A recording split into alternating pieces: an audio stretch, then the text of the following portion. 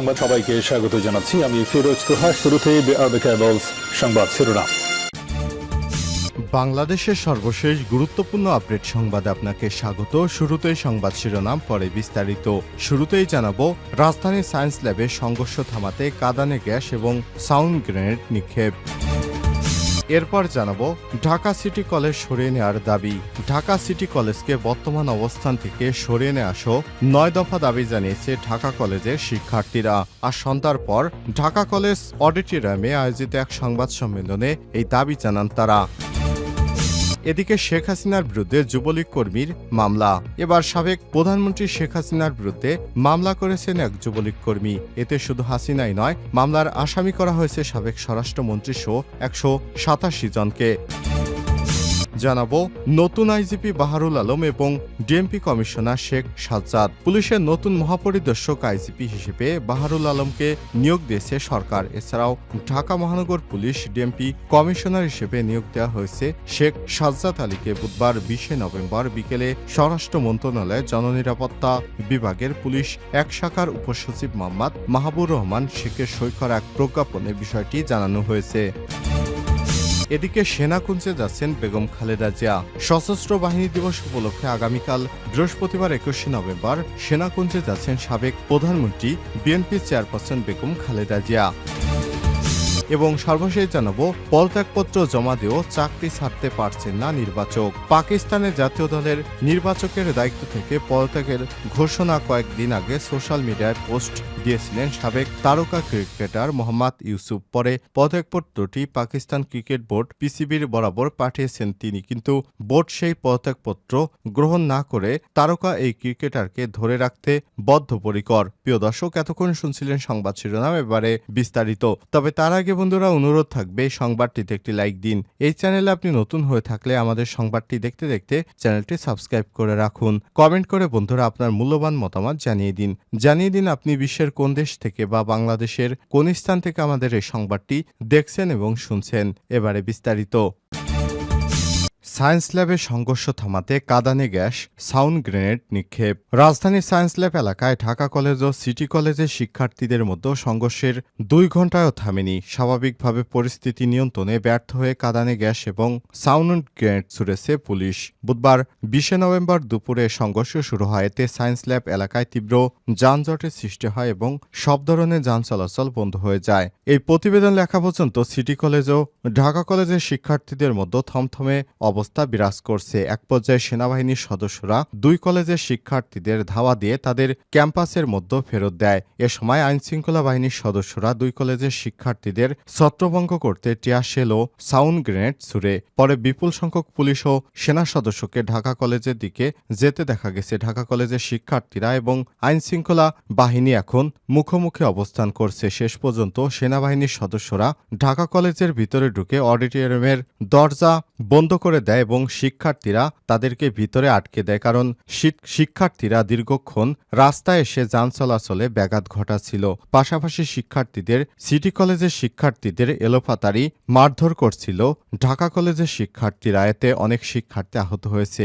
আহত শিক্ষার্থীদের ঢাকা কলেজের বাসে করে ঢাকা মেডিকেল কলেজ হাসপাতালে চিকিৎসার জন্য নেওয়া হয়েছে। নিউ মার্কেট অঞ্চলে দায়িত্বে থাকা পুলিশের সহকারী কমিশনার শাহ মোহাম্মদ মোস্তফা তারিকুজ্জামান বলেন, মঙ্গলবার 19 নভেম্বর সায়েন্স ল্যাব এলাকায় ঢাকা কলেজের ছাত্রদের একটি বাসে ওঠাকে কেন্দ্র করে সিটি কলেজের কয়েকজন শিক্ষার্থীদের মধ্যে হাতাহাতি হয়। এর জের ধরে সকালে ঢাকা কলেজের শিক্ষার্থীরা গিয়ে সিটি কলেজে ভাঙচুর চালায়। এমন খবর ছড়িয়ে পড়লে বিকেলে সিটি কলেজের শিক্ষার্থীরা রাস্তায় বেরিয়ে আসে। তারা সায়েন্স ল্যাবের দিকে এগোয়। তখন ঢাকা কলেজের শিক্ষার্থীরা বেরিয়ে আসে সায়েন্স ল্যাবের কাছাকাছি অবস্থানে। এক পর্যায়ে 2 গ্রুপের মধ্যে ইটপাটকেল ছুড়ে এবং সংঘর্ষে জড়ায়। এ বিষয়ে ঢাকা কলেজের অধ্যাপক এ.কে.এম. ইলিয়াস বলেন, পরিস্থিতি এখন শান্ত আছে। বেশ কিছু শিক্ষার্থী আহত হয়েছে।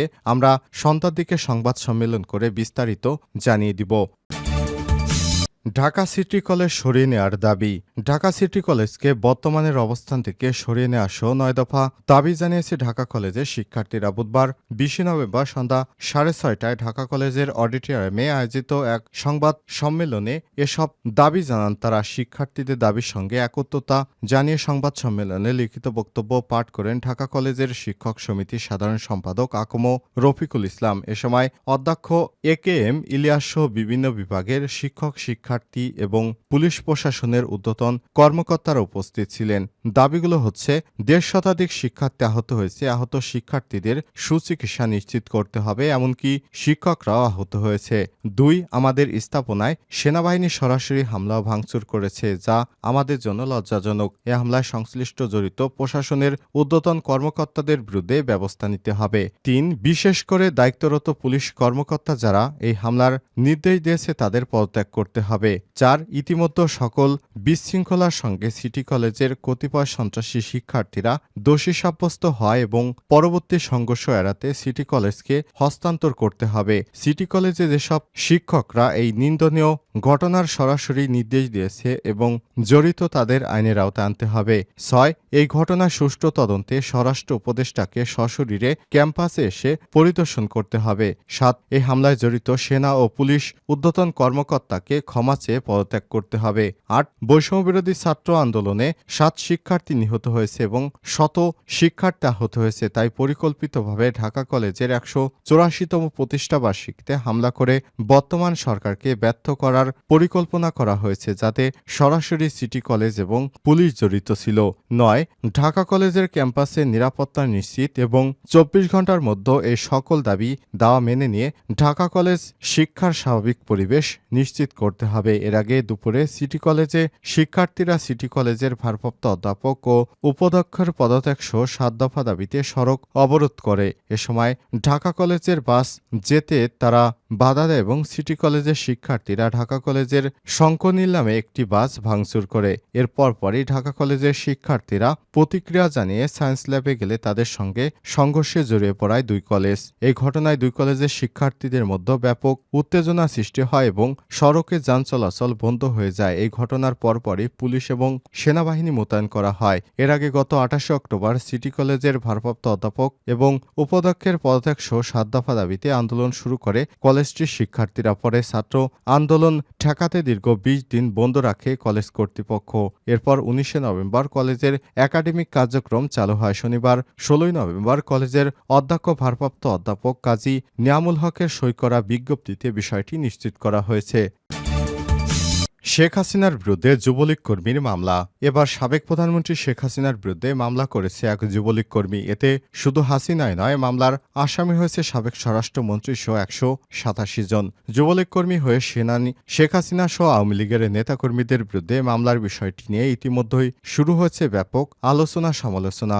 বুধবার 20 নভেম্বর শেখ হাসিনার বিরুদ্ধে করা মামলার বিষয়টি জানাজানি হয়। এর আগে সোমবার 18 November Chattogram metropolitan magistrate Jewel দেবের আদালতে মামলাটি দায়ের করে নগরের নন্দনকাননের বাসিন্দা কফিল উদ্দিন। পরে আদালত police bureau of investigation PBI তদন্তের নির্দেশ দেয় বলে জানান আদালতের বেঞ্চ সহকারী নূরে খোদা। কফিল উদ্দিন কেন্দ্রীয় যুবলীগের সাবেক উপ অর্থ বিষয়ক সম্পাদক হেলাল আকবর চৌধুরী বাবরের অনুসারী হিসেবে পরিচিত। তার বিরুদ্ধে বৈষম্যবিরোধী ছাত্র আন্দোলনে হামলার অভিযোগ সহ অস্ত্র এবং মাদকের একাধিক মামলা রয়েছে। শুধু তাই নয়, গ্রেপ্তারের হয়ে কারাবাস করেছেন একাধিকবার।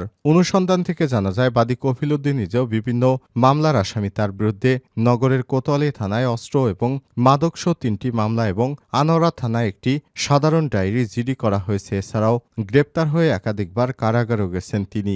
রাজনীতিতে চট্টগ্রাম নগরের বৈষম্যবিরোধী ছাত্র আন্দোলনের হামলায় নেতৃত্বদানকারী যুবলীগ নেতা হেলাল আকবর চৌধুরীর অনুসারী হিসেবে পরিচিত তিনি। কফিল উদ্দিন নগরের নন্দনকানন এলাকায় একটি থাই অ্যালুমিনিয়ামের দোকানে চাকরি করেন। এদিকে পুলিশ জানিয়েছে বৈষম্যবিরোধী ছাত্র আন্দোলনে হামলার অভিযোগে গত 10ই নভেম্বর কোতোয়ালি থানায় কপিলসহ 278 জনকে আসামি করে একটি হত্যা মামলা দায়ের করে মোহাম্মদ রায়ান নামের এক যুবক। অথচ এমন একজন আসামি খোদ নিজে দলীয় প্রধান শেখ হাসিনা, সাবেক স্বরাষ্ট্রমন্ত্রী আসাদুজ্জামান খান কামাল, সাবেক মহাপুলিশ পরিদর্শক আইজিপি আব্দুল্লাল মামুন ও 26 জন পুলিশ কর্মকর্তা সহ 187 জনের বিরুদ্ধে মামলা করেছেন। এতে বিস্মিত হয়েছে অনেকেই। মামলার এজাহারে উল্লেখ করা হয়, গত 4 আগস্ট নগরের নিউ মার্কেট গোলচত্বর এলাকায় বৈষম্যবিরোধী ছাত্র আন্দোলনে অংশ নেয় কফিল উদ্দিন। ওই দিন আসামিদের কয়েকজনের নির্দেশে পরিকল্পনায় বাকি আসামিরা গুলি করে ককটেল বিস্ফোরণ ঘটায়। এতে তিনি আহত হন।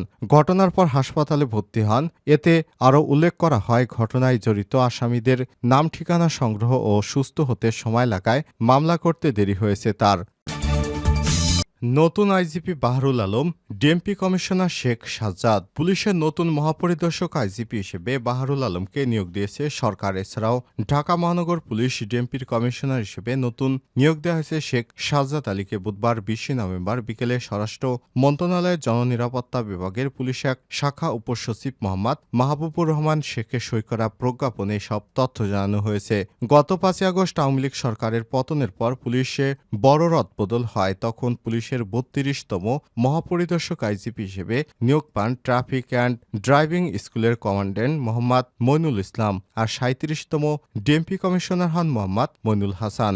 জানা গেছে, পুলিশ প্রধান হিসেবে নতুন দায়িত্ব পাওয়া বাহরুল আলম একসময় এসবির প্রধান ছিলেন। 2 দফা পদোন্নতি বঞ্চিত এই কর্মকর্তা 2020 সালে অবসরে যান। 2009 থেকে 2013 সাল পর্যন্ত জাতিসংঘ সদর দপ্তরের শান্তিরক্ষা বিভাগে পুলিশ লিয়াজো অফিসার হিসেবে কর্মরত ছিলেন। তিনি 2015 সালে আফগানিস্তানের জাতিসংঘ শান্তিরক্ষা মিশনে সিনিয়র পুলিশ অ্যাডভাইজার হিসেবে কাজ করেন। এর আগে ক্রোয়েশিয়া, সার্বিয়া, কসাভো এবং সিয়েরা লিওনের দায়িত্ব পালন করেন তিনি।